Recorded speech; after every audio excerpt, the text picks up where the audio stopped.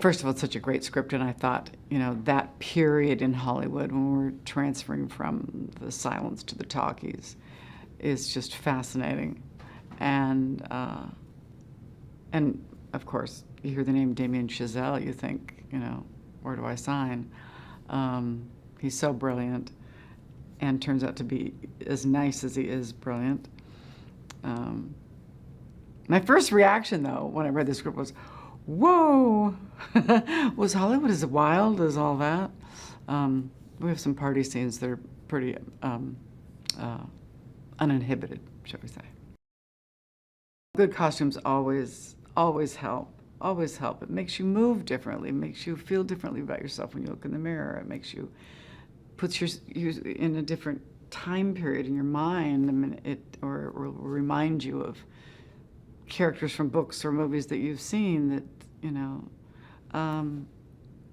people underestimate how important that is, you know, and she's, you know, one of the best. I mean, she's stellar, and she's had all of my costumes handmade. Some of the pieces are antiques, and she's had a milliner make all my hats. So that's been really fun. Most people probably don't know much about the history of Hollywood at that time. There's little bits and pieces, you know, Rudolph Valentino and Theda Bara and things like that, but and Flappers or whatever.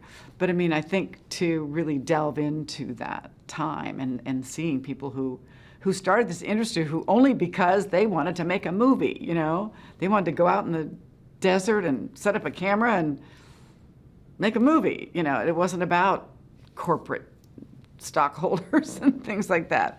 The people who started the industry, you know, the people who own the industry now are very different people, but to show that kind of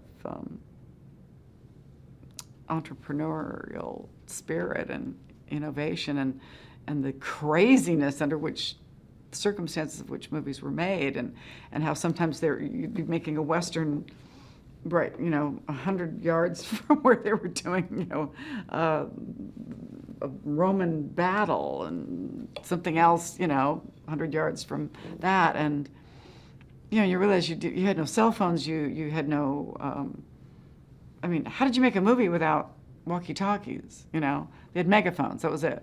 You know,